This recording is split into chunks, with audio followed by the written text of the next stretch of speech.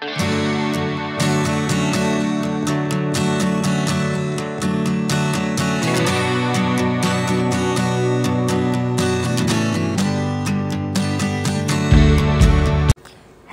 Everyone, good evening. চলে আসলাম একটা নতুন ভিডিওর সাথে। তোমরা কেমন আছো বন্ধুরা? আশা করি সবাই ভালো আছো। সুন্দর একটা বিকালে তোমাদেরকে অনেক স্বাগত জানিয়ে নতুন একটা ভিডিও নিয়ে চলে আসলাম। আশা করি আজকের ভিডিওটা তোমাদের অনেক ভালো লাগবে আর তোমরা সাথে থেকো এবং পাশে থেকো। এখন বিকাল বেজে গেছে 4টে আর এখন দেখো ছাদে মাম্মামকে নিয়ে এসেছি, কারণ ওর তো বিকালে পড়া থাকে, এই জন্য কিন্তু আর ওকে এই টাইমটা দিতে পারি না। তাই ভাবলাম আজকে যেহেতু ঘুমায়নি, ঘুম থেকে উঠে গেছে, তাই ছাদে নিয়ে চলে এসেছে। দেখো এসে ফুল তুলছে, কত দুষ্টুমি করছে। তো ওকে নিয়ে একটু ছাদে সময় কাটাচ্ছি।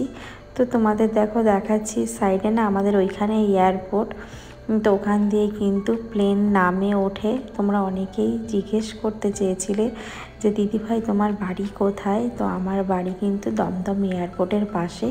আর তোমাদের যেখানে দেখালাম ওই সাইডে প্লেন ওঠানামা করে। আর এইদিকে দেখো মাম্মাম কত দুষ্টুমি করছে, ঘোরাঘুরি করছে। আর আমাদের ছাদে কত ফুল গাছ তোমাদের দেখিয়ে দিলাম।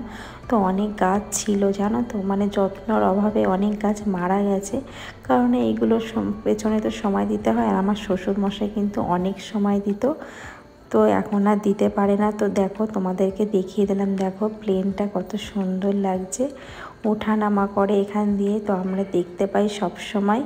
তো তোমাদেরকেও দেখিয়ে দিলাম, তোমাদের কেমন লাগলো জানিও। তারপরে ছাদে একটু ঘোরাঘুরি করে চলে আসলাম একদম নিচে এসে দেখো ঘরটা সুন্দরভাবে ঝাড় দিয়ে নিচ্ছি। আর মাম্মামকে ওই ঘরে খেতে দিয়ে দিয়েছি, তো খাচ্ছে। আর আমি কিন্তু এক এক করে ঘরটাও ঝাড় দিয়ে নিয়েছি, যেহেতু সন্ধ্যা লেগে যাবে। তো তোমাদের সঙ্গে আজকে কিন্তু কিছু টিপস সহ তোমাদের সঙ্গে শেয়ার করব। তো তোমরা কিন্তু বন্ধুরা কেউ ভিডিওটা স্কিপ করবে না, প্রথম থেকে শেষ পর্যন্ত দেখবে, না হলে কিন্তু তোমরা কিছুই বুঝতে পারবে না বা জানতে পারবে না। তো হয়তো অনেক দিদিভাইরা জানো, আবার অনেকে জানো না, তোমরা হয়তো বলবে, তাই আমি তোমাদের বলে দিলাম। আমি যেইগুলো জানি সেইগুলোই তোমাদের সঙ্গে শেয়ার করব। তো যাই হোক বন্ধুরা, আমাদের সংসারে এই কিছু বাজে অভ্যাসের জন্য কিন্তু অনেক ক্ষতি হয়। তো আমাদের কিন্তু সংসারে অনেক লক্ষ্মীশ্রী বজায় থাকে না, মা লক্ষ্মী রুষ্ট হন।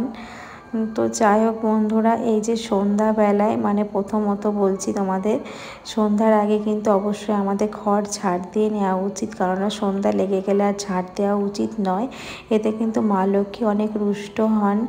তো আমাদের সংসারে অনেক ক্ষতি হয়, সেইগুলো কিন্তু আমরা একদমই বুঝতে পারি না। আর এগুলো কিন্তু আমি যেহেতু গ্রামের মেয়ে, তো আমার মা, আমার ঠাকুমা এগুলো কিন্তু ওনারা করে আসছে, এখনও করছে। আর আমি সেইগুলোই কিন্তু দেখে শিখেছি যে সন্ধ্যার আগে ঘর ঝাড় দিয়ে নিতে হয়, বা সন্ধ্যা লেগে গেলে ঝাড় দিতে নেই, বা ঝাড় দিয়ে সেই নোংরাগুলো বাইরে ফেলতে নেই। তো আমি এই টিপসগুলো ফলো করি, কারণ আমার মা ঠাকুমার থেকে আমি এগুলো শিখেছি। আসল কথা, শেখার তো কোনো বয়স নেই, আর শিখলেও কোনো কিন্তু ক্ষতি হয় না। আর এগুলো জানা থাকলেও সংসারে অনেক লক্ষ্মীশ্রী বজায় থাকে। তো যাই হোক, প্রথমত বললাম, আর দ্বিতীয়ত তোমাদের বলবো, তোমরা ভিডিওটা দেখতে থাকো।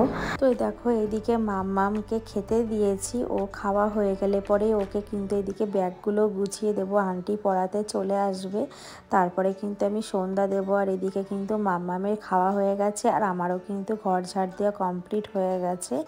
তো মাম্মামকে এদিকে চুলটাও সুন্দরভাবে বেঁধে দিচ্ছি, কারণ কি বলো তো, বড় বড় চুল তো ভাবি কেটে দেবো, কিন্তু আমার হাজব্যান্ড কাটতে দেয় না, কারণ ওর বড় চুল রাখতে ওর খুব ভালো লাগে। তাই জন্য অনেক যত্ন করতে হয়, যেটুকু পারি সেটুকুই করার চেষ্টা করি। তারপরে যাই হোক, মাম্মামকে কিন্তু ওই আন্টি পড়াতে এসছে, আর আমি ওই ঘরে দেখো আমি আর জামা কাপড় ভাঁজ করতে পারলাম না। তো এই জামা কাপড়গুলো কেচেছিলাম, সেইগুলোই কিন্তু এখন দেখো ব্যালকনিতে দাঁড়িয়ে দাঁড়িয়ে কিন্তু সুন্দরভাবে ভাঁজ করে নিচ্ছি। ভেবেছিলাম নিচের ঘরে নিয়ে গিয়ে ভাঁজ করব, কিন্তু আবার সেই নিচে যেতে হবে। আর এই জামা কাপড়গুলো কিন্তু সব উপরেরই জামা কাপড়, সব সময় লাগে আর কি, এই জন্য নিচে গেলাম না, ব্যালকনিতে দাঁড়িয়ে দাঁড়িয়ে আমি ভাঁজ করে নিচ্ছি। আর তোমাদের দ্বিতীয় টিপসটা শেয়ার করছি।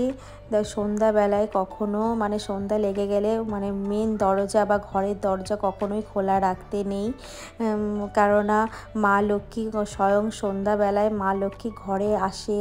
মানে শুনেছি এইগুলো, মানে আমি এগুলো মানি বলতে পারো, মানলেই ভালো, না মানলে যে কোনো মানলেই যে ক্ষতি হবে বা না মানলে কিছু হবে সেটার কিন্তু অনেক ব্যাপার আছে। কারণ যেটা ভালো হয় আমরা সবাই চাই সুস্থ সবল একটা সংসার, তো কখনোই সন্ধ্যাবেলায় কিন্তু মেন দরজা খোলা রাখতে নেই। তো যাই হোক, আমি তো করি না, আমি তো সন্ধ্যার আগে বলতে পারো আমি বিকাল থেকে কিন্তু কাজ করতে শুরু করে দিই, যেহেতু আমার মাম্মামকে 5টা থেকে পড়াতে আসে, তো সেইভাবে আমি এই নিয়মগুলো ফলো করি। তো তোমরা দেখতে থাকো, তোমাদের সঙ্গে আরও টিপস শেয়ার করব। তাই এদিকে দেখো আমি বাসনগুলো গুছিয়ে নিচ্ছি আর তারপরে কিন্তু আমি সন্ধ্যাটা দেব। তো বন্ধুরা তোমাদেরকে আর একটা টিপস শেয়ার করছি, কারণ রাত্রিবেলায় মানে এঁটো বাসন রেখে কিন্তু ঘুমাতে নেই, বা রাত্রিবেলায় কোনো এঁটো বাসন মানে জমা করে রাখতে নেই। কারণ আমাদের দেখো সংসারে যেমন মা লক্ষ্মীর স্থান, তেমনি কিন্তু সংসারে রান্নাঘরেও কিন্তু দেবী অন্নপূর্ণার স্থান। তো মানে এরকম রাত্রিবেলায় রাখলে কিন্তু অনেক নেগেটিভ এনার্জি মানে অনেক খারাপ হয়, বা মা লক্ষ্মী রুষ্ট হন।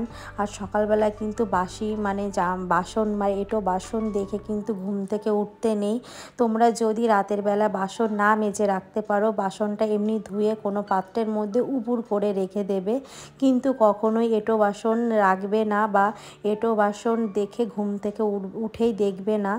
তো এটা কিন্তু সংসারে অনেক বাজে ক্ষতি হয়, মানে এটা আমি খুব মানি বন্ধুরা। আমি জানি না তোমরা হয়তো অনেকে জানো অনেকে মানো, কিন্তু আমিও মানি, এটা খুবই ভালো।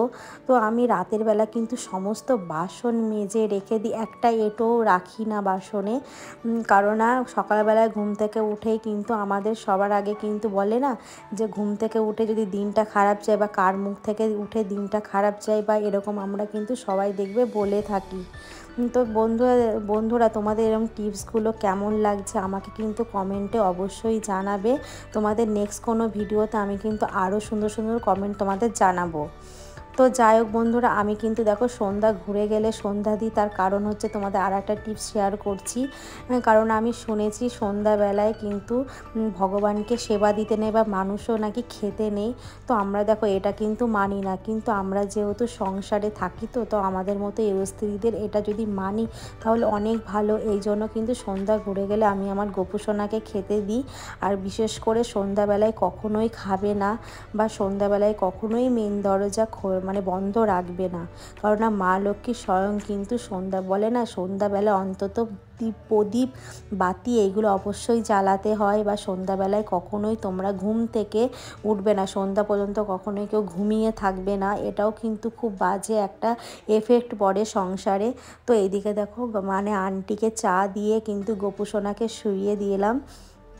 আমার পুজোটাও কমপ্লিট হয়ে গেছে। তারপরে দেখো রাতে সবজিগুলো কেটে নিচ্ছি, আমি আবার নাইটিটা চেঞ্জ করে নিয়ে এই যে সবজিগুলো কেটে রাখছি, এটা আমার সুবিধার জন্য সমস্ত সবজি কেটে ধুয়ে রাখি, যাতে সকালবেলায় ঠান্ডায় আমাকে জলে হাত দিতে না হয়, এই জন্য কিন্তু করে রাখছি। আর এখন যেহেতু বসে আছি, যেহেতু মাম্মামকে পড়াতে এসছে, আমার তো এখন কোনো সময় নেই বা বেকার বসে থাকি, তাই সময়টাকে নষ্ট না করে কিন্তু আমি এই কাজগুলো সুন্দরভাবে গুছিয়ে নিই।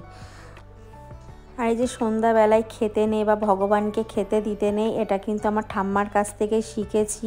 ওই যে কথায় আছে, তোমাদের তো বললাম যে কোনো কাজ কিন্তু শেখা বা বোঝার কোনো বয়স নেই, বা শিখতে কিন্তু কোনো লজ্জা নেই।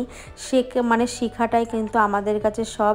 আর বিশেষ করে সংসারটাকে আমি খুব ভালোবাসি, তাই যত্ন করে সংসারটাকে অনেক আগলে রাখি, বা এইগুলো না আমি মানে বিশ্বাস করি মন থেকে যে এগুলো করলে কিন্তু ভালোই হবে, ক্ষতি হবে না। তো আমি তোমাদের যে টিপসগুলো বললাম বন্ধুরা, তোমরা এগুলো অবশ্যই মেনে চলো, আশা করি তোমাদের সংসারে খুব ভালো হবে। আর আমাদের রান্নাঘর কিন্তু মা অন্নপূর্ণার, তাই জন্য রান্নাঘরটা যার যেমনই হোক না কেন তেমনিভাবে পরিষ্কার করে রাখবে। তো তোমাদের সঙ্গে কথা বলতে বলতে দেখো আমার সবজিগুলো কেটে ফ্রিজে রেখেছি, তারপর অনেকক্ষণ পর আবার তোমাদের সামনে আসলাম। মাম্মামকে দিয়ে পড়াচ্ছি, ওর আন্টি হোমওয়ার্কগুলো দিয়ে গেছে। আর আজকে যেহেতু হাজব্যান্ড দূরে গেছে, দূরে গেলে কিন্তু বাইরে থেকে খেয়ে আসে, এই জন্য কিন্তু রাতে আমাদের মতোই রান্না করব। আজকে ভাবলাম একটু ভাত করব, আর তার সঙ্গে কিন্তু একদম তেল কম দিয়ে দেখো বেগুন ভাজছি, কারণ যেহেতু আমার বাচ্চা বা আমার মাম্মাম খাবে, তার জন্য কিন্তু আমি বেশি তেলটা ইউজ করি না, খুব কম যতটা পারি। তো এই দেখো এরকম হালকা তেলে ভেজে নিয়েছি বেগুনগুলো, আর এমনিতেই তোমরা জানো বেগুনে অনেকটা তেল লাগে। তো যাই হোক বন্ধুরা, আমার রান্না কমপ্লিট। তো দেখো খাওয়া দাওয়া হয়ে গেছে, আর মাম্মাম এদিকে কার্টুন দেখছে, তো আমিও কিন্তু ফ্রেশ হয়ে গেছি। তো যাই হোক, এখন আমরা কিন্তু শুয়ে পড়বো। তাহলে বন্ধুরা টাটা বাই, আবার নেক্সট কোনো ব্লগে তোমাদের সঙ্গে দেখা হচ্ছে। ততক্ষণ তোমরা সবাই খুব ভালো থেকো আর সুস্থ থেকো। সবাইকে জানাই গুড নাইট।